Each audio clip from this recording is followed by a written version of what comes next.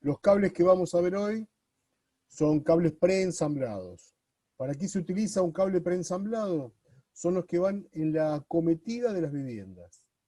¿Qué es la acometida? La acometida es la vinculación que hay entre la línea que pasa por la puerta de nuestras casas.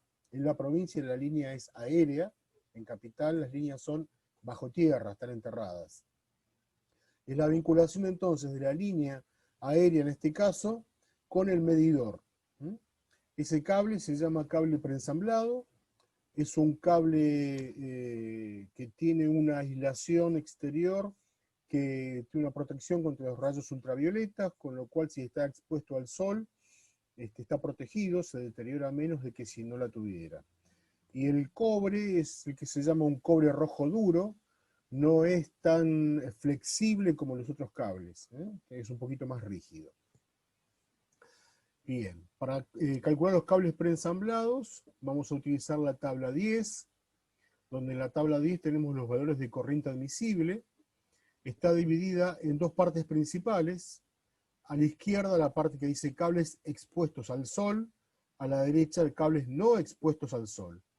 Cables preensamblados son solamente bipolares para instalaciones monofásicas y tetrapolares para instalaciones trifásicas. El bipolar que te está trayendo fase y neutro. El tetrapolar, para instalación trifásica, te trae las tres fases más el neutro. Entonces pueden ser bipolares, o sea, 2 cables, tetrapolares, 4 cables. Y solamente vienen estas medidas: 4 milímetros, 6 milímetros, 10 y 16 milímetros. Si por ejemplo hubiera más consumo y no alcanzara con 16 milímetros, se ponen 2 pares en paralelo, ¿sí? Pero las medidas que están normalizadas son estas 4 nada más. Y nunca puede haber una acometida con menos de 4 milímetros cuadrados.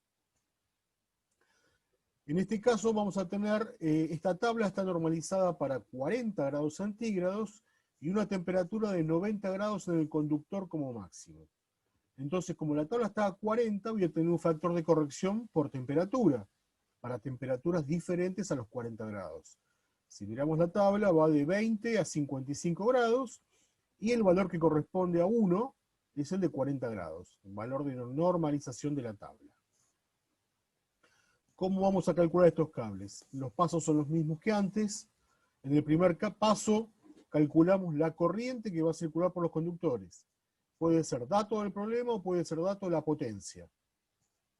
Como segundo paso se calcula el factor de corrección. En este caso es único y es por temperatura solamente. Ese factor lo sacamos de la tabla 11. Como tercer paso, como siempre, con el factor de corrección, corregimos la tabla. Para eso tenemos que previamente, según datos del problema, ver qué columna corresponde. Si está expuesto al sol o no, y si es bipolar o tetrapolar. Seleccionada la columna que tenemos que corregir, se corrige con el factor de corrección, y con la tabla corregida, ¿sí?, y la corriente calculada, se elige la sección del conductor que vamos a colocar. Veamos el ejemplo. En este caso la acometida es tetrapolar, ¿sí? Ven que está colgado de los 4 cables de la línea que pasa por la puerta y se engancha al medidor. Entra por la pipeta. Esta pipeta es un caño a 180 grados para que cuando llueve no pueda ingresar el agua. Y va directo al medidor. Datos del problema, en este caso, 380 volt, 22 kVA de potencia, una temperatura de 45 grados y el dato, cables expuestos al sol. En este caso entonces, si nos fijamos en la tabla, sería cables expuestos al sol y tetrapolar. La segunda columna es la que hay que corregir. Bien, vayamos al cálculo.